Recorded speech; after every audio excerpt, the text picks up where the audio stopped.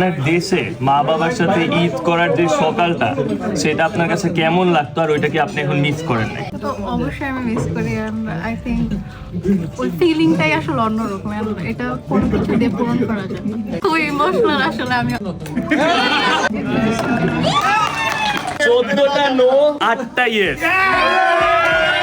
আমার পাশে যে এত ইফতারির আয়োজন দেখতে পারতেছেন এই সবই কিন্তু আপনাদের জন্য, কারণ আপনারা জিজ্ঞেস করছেন যে ফিনল্যান্ডে বাংলাদেশের কমিউনিটি কিভাবে ইফতার করে, আর তাই আজকে আমি অর্গানাইজ করেছি বিকাশ রেমিটেন্সের সৌজন্যে বাংলাদেশি কমিউনিটির 50 জনের জন্য ইফতারির পার্টি। আজকে আমাদের ইফতারির আয়োজনের শেফ হচ্ছেন তাহমিনা আপু। তো তাহমিনা আপু, আপনার কাছে একটা কোয়েশ্চেন করবো, এত সুন্দর আলুর চপ যে আপনি বানাইছেন এটা কি আপনি ফিনল্যান্ডে আসার পরে শিখছেন নাকি বাংলাদেশে ইফতারি বানাইতেন? এটা আমি বাংলাদেশে বানাইতাম। বাংলাদেশে ইফতারের সময় রান্না বান্না করতেন? হ্যাঁ। এটা শিখছেন কোথা থেকে? একটা আমি আমার মেজো জায়ের কাছ থেকে শিখছি। আর এই ইফতারে আপনি সবথেকে বেশি কি মিস করেন? আমার ফ্যামিলির সবার লগে ইফতার করাটা মিস করি। বিদেশের মাটিতে আছি কিন্তু স্টিল আমাদের ভাই কিন্তু আজকে চমৎকার একটা শরবত বানাচ্ছে যেটার নাম মহব্বতের শরবত, আর ওইটা বানায় সেই বাংলাদেশি রুয়াফজা দিয়ে। বাংলাদেশে আমরা যেরকম রুয়াফজা খাই ফিনল্যান্ডেও কিন্তু আমরা সকলে রুয়াফজা খাই। তো ভাই আপনি যে এত সুন্দর একটা ড্রিঙ্ক বানাইলেন এটা আপনি কোথা থেকে বানানো শিখছেন? আমি আসলে ইউটিউব থেকে বানানো শিখছি। আপনি কি এটা বাংলাদেশেও শরবত টরবত বানাইতেন নাকি ফিনল্যান্ডে আসার পর থেকে? আমি শুধু লেবু শরবত বানাইতাম। ইফতারের সময় কোন আইটেমটা সব থেকে বেশি মিস করেন? লেটকা খিচুড়ি, ছোলা পেঁয়াজু।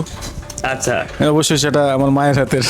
তো চলে আসছে আমাদের গেস্টরা, চলেন সবার সাথে একটু কথা বলি। আসসালামু আলাইকুম ভাইয়া। তো আপনাদের এই রোজা কেমন কাটতেছে একটু যদি বলতেন। আলহামদুলিল্লাহ ভালোই কাটতেছে, কারণ এবারে রোজার টাইমিংটা বেশ ভালো এবং বেশ মাইল্ড ওয়েদার। যারা আমরা মুসলিম বিলিভার্স আছি জি। তাদের জন্য আসলে রোজাটা রাখা খুবই সহজ হচ্ছে।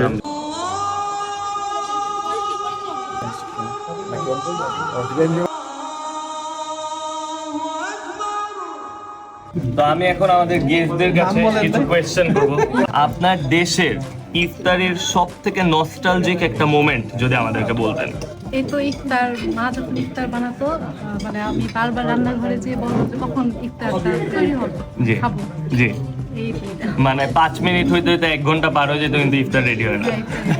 কত বছর ধরে ফিনল্যান্ডে আছেন? 6 বছর ধরে।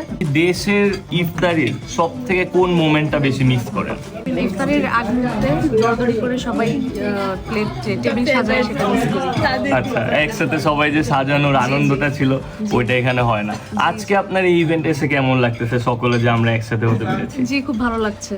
এবার প্রবাসী পরিবারের ঈদের খুশি ডাবল করার পালা। এই পর্যায়ে আমরা করব একটা ছোট গেমিং সেশন, যেই গেমের উইনার্সরা পাবে বিকাশের পক্ষ থেকে ঈদের উপহার। তো চলুন দেখি কে বা কারা হবে আমাদের উইনার্স। আমি সবার হাতে একটা করে সাদা কাগজ দিব, এটাতে আপনারা শুধু হ্যাঁ বা না, ইয়েস অর নো লিখবেন। যারা জিতবে তাদের জন্য বিকাশের পক্ষ থেকে 5,000 টাকা থাকবে।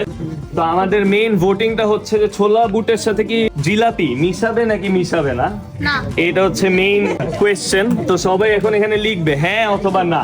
এই ভোট সব থেকে বেশি পাবে সেই টিম নেক্সট রাউন্ডে যাবে। তো এখন আমরা ভোট কাউন্ট করব। আপনি সবার প্রথমে বলেন ভাইয়া কি ভোট দিবেন? হ্যাঁ হ্যাঁ ইয়েস ইয়েস নো, একজন নো। ওকে, 3 4 5 6 6 জন নো।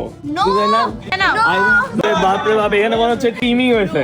No, yes. ওকে, একটা ইয়েস হয়েছে, ইয়েস হয়েছে, ইয়েস হয়েছে।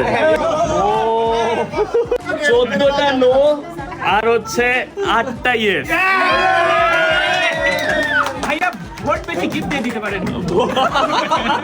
তারা যারা নো বলছে তারা এখন নেক্সট রাউন্ডে খেলবে। আর নেক্সট রাউন্ডের গেম হচ্ছে 3টা সার্কেল দেওয়া হবে, এর মধ্যে যে সব থেকে হাইয়েস্ট এখানে ফেলতে পারবে সে নেক্সট রাউন্ডে যাবে। নেক্সট একটাই লাস্ট রাউন্ড থেকে।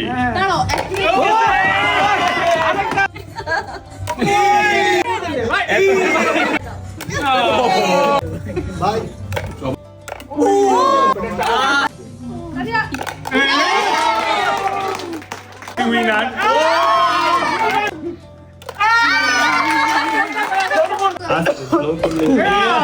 নেক্সট রাউন্ড হচ্ছে, এখানে 3টা গ্লাস আছে, এই 3টা গ্লাসের মধ্যে 4টা এখানে বলস আছে। যারা এখানে সব থেকে বেশি ফেলতে পারবে তাদেরকে এখান থেকে একটা কোয়েশ্চেন চুজ করতে হবে। তো এখানে যারা অ্যান্সার করতে পারবে তারাই হচ্ছে ফাইনাল উইনার। আপনি হচ্ছে সবার ফার্স্ট। হবে হবে হবে।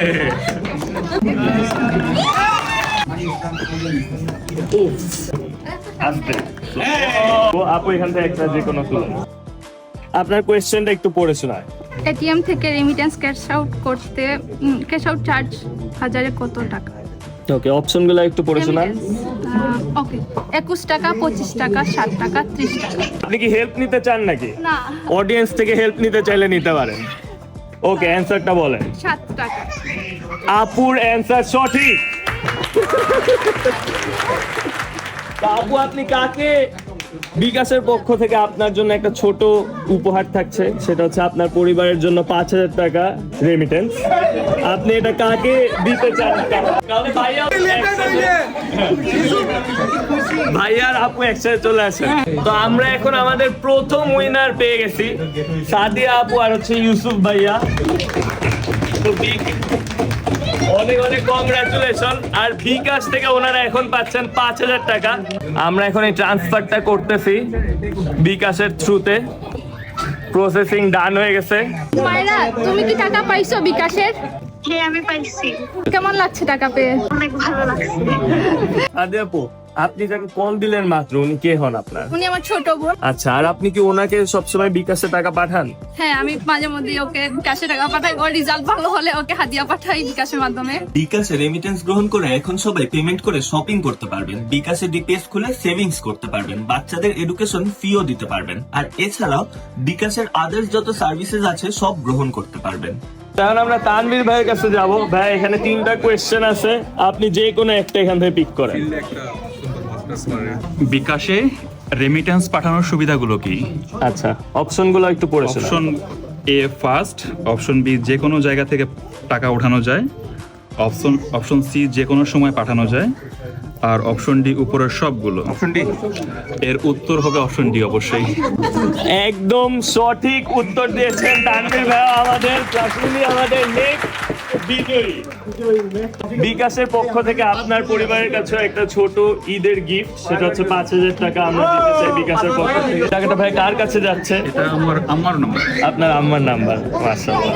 ভাইয়ার এই যে বাসায় ওনার মায়ের কাছে চলে যাবে ইনশাআল্লাহ বিকাশ রেমিটেন্স। এই যে আমরা 5000 টাকা বিকাশের পক্ষ থেকে পাঠিয়ে দিচ্ছি। টাকাটা এই যে চলে গেছে, ট্রান্সফার সাকসেসফুল। 5000 টাকা বিকাশের পক্ষ থেকে। তো ভাইয়া হচ্ছে আমাদের সেকেন্ড উইনার। আমরা ভাইয়ের কাছে জানতে চাবো, আপনি যখন প্রথম দেশে রেমিটেন্স পাঠাইছিলেন তখন আপনার পরিবারের ফিলিংসটা কেমন ছিল? প্রথম আমি আমার আম্মার অ্যাকাউন্টে পাঠাইছিলাম, আমার এখনো স্পষ্ট মনে আছে। তো পাঠানোর পর আম্মার রিয়াকশন ছিল, তুমি টাকা পাঠাইছো কি মনে করো? আমি তখন বলছিলাম যে আমার প্রথম ইনকাম, আমি দেশের বাইরে আসার পর প্রথম টাকাটা আপনার অ্যাকাউন্টে পাঠাইলাম, কারণ আমি আমার আম্মাকে সবচেয়ে বেশি ভালোবাসি। তো তখন আম্মার যে রিয়াকশন ছিল আমি স্পষ্ট বুঝতে পারতেছিলাম উনি কান্না করতেছিল। That was the প্রাউডেস্ট moment for me. Gift মন ভালো করা একটা ব্যাপার। এরকম সারপ্রাইজ পেতে কার না ভালো লাগে। আজকে আমি এই ইনিশিয়েটিভের পার্ট হয়ে অনেক বেশি খুশি, কারণ আমরা যখন আমাদের পরিবারকে খুশি দেখি তখনই আমরা প্রবাসীরা ফুলফিলড ফিল করি। রমজান মুবারক।